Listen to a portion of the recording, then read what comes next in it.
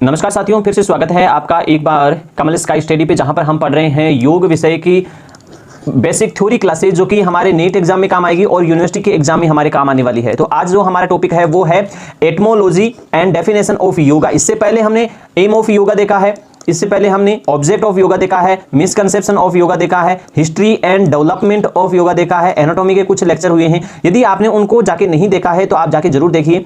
यदि आपने इसका हिस्ट्री एंड डेवलपमेंट 22 मिनट का वीडियो बना है, आपको कहीं पर भी नहीं मिलेगा ऐसा सिस्टमेटिक। यदि आपने वो वीडियो नहीं देखा है तो यहां पर मैं मानता हूं आपको थोड़ा सा इन परिभाषाओं को याद करने में और इनका सिस्टमेटिक जो क्रम है उनको याद करने में बड़ी प्रॉब्लम आने वाली है।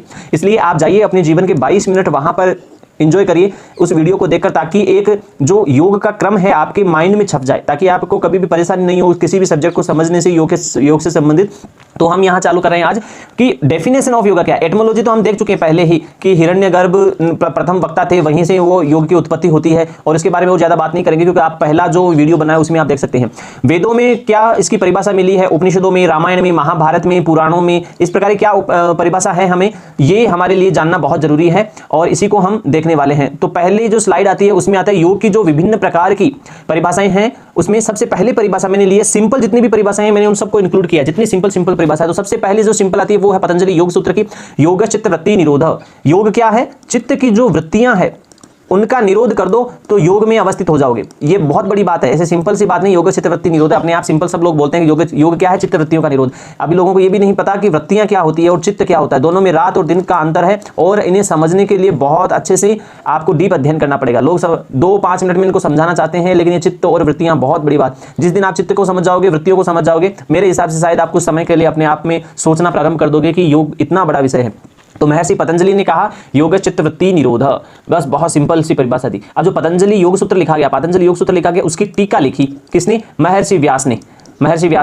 और महर्षि व्यास ने अपने व्यास भाष्य में क्या लिखा? योग समाधो। ये आपके नेट के एग्जाम में आया हुआ है कि महर्षि व्यास ने अपने भाष्य में पतंजलि योग सूत्र के अनुसार, नहीं ऐसा नहीं था, ऐसा था महर्षि व्यास ने अपने व्यास भाष्य में योग की परिभाषा क्या दी है, तो आपको याद होना चाहिए योग समाधो या योग समाधि। ये समाधि लिखा हुआ है, वहां पर समाधो होगा, ये मैंने गलत लिख दिया, यहां पर योग समाधो ऐसे लिखा हुआ है, योग समाधो, योग समाधो। इसे करेक्शन करके सही करना। इस प्रकार से बहुत सिंपल परिभाषा, आपको ऐसे ही सिंपल याद करनी होगी। और इसके साथ साथ में इसके आगे वाले श्रीमद् भगवद गीता की जो ये परिभाषाएं है, ये तीनों याद हो जानी चाहिए। इसमें और बहुत सारी परिभाषाएं मिलती है श्रीमद् भगवद गीता में।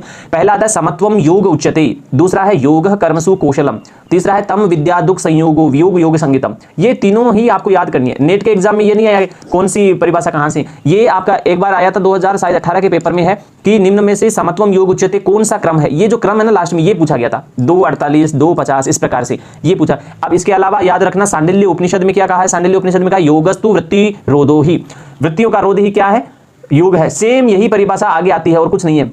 इसी प्रकार से सांख्य दर्शन में पु प्रकृति और वियोगो योग इत्यभिधीयते, क्या प्रकृति और पुरुष का वियोग होकर वो अपने अपने अस्तित्व में समाहित हो जाते हैं, वही योग है। अब प्रकृति क्या है, पुरुष क्या है, इसको समझने के लिए आपको सांख्य दर्शन पढ़ना पड़ेगा, क्योंकि मैं 1-1 सेकंड 2-2 सेकंड में आपको वो नहीं समझा सकता। ये भी अपने आप में बहुत बड़ी बात है। पाणिनि आते महर्षि पतंजलि के बाद में। ये 3 शब्द बहुत इंपॉर्टेंट है, नेट के एग्जाम में मेरे हिसाब से ये क्वेश्चन आना चाहिए और आएगा भी, 1 या 2 बार आ भी चुका है। यजुर योगे युज संयमने युज समाधो। मैं क्लियर कर देता हूं, ये 3 शब्द किससे संबंधित है? महर्षि पाणिनि से संबंधित है।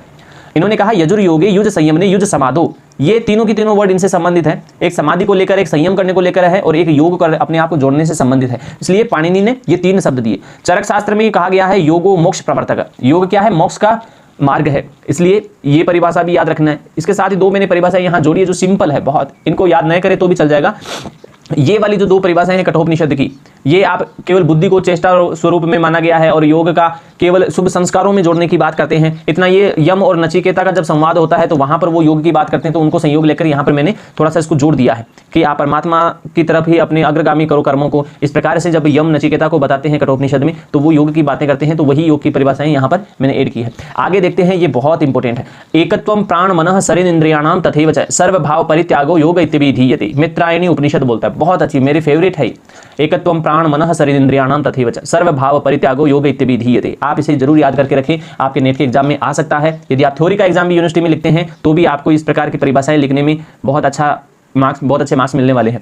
सिंपल परिभाषाएं हैं जो आपको 15 मिनट में याद हो जाएगी। निर्वाणोपनिषद की परिभाषा है जो ये आपको बताती है योगेन सदानंद स्वरूप दर्शनम मनः प्रशमन पायो योग इत्यभिधीयते। महोपनिषद की, मैं से याद रखें, मनः। निर्वाणोपनिषद की योगेन सदानंद स्वरूप दर्शनम, इतनी मस्त परिभाषा है। अब योग वशिष्ठ की परिभाषा में कुछ कॉन्फ्लिक्ट है। ये एक बार दो बार एग्जाम में आ चुकी है, ये एग्जाम में आ चुकी है कि महोपनिषद के अनुसार योग की परिभाषा है मना प्रशमन पायो योग इति विधीयते। मैं से मैं को याद रखिए, बस सिंपल है, इसमें कुछ भी ज्यादा याद करने की जरूरत नहीं है। यहाँ परिभाषाएं बहुत जल्दी होती है। यहाँ थोड़ा कंफ्यूजन हो जाता है क्योंकि कुछ बुक्स में, एक बुक में मिस प्रिंटिंग होती है, एक बुक में मिस प्रिंटिंग होती है और वहां पर कुछ और योग वशिष्ठ की जगह कहीं और कुछ लिख दिया जाता है, जबकि ये परिभाषा किसकी है? संसारोत्रेण युक्तिर योग शब्देन कथिति, ये योग वशिष्ठ की परिभाषा है। आप जाइए इस श्लोक में, आपको यही परिभाषा योग वशिष्ठ में मिल जाएगी, लेकिन कहीं कहीं किसी किसी बुक में इनका जो रेफरेंस आता है इस परिभाषा का वो कहीं और आ जाता है, तो इसलिए आप इसको सुधार करें।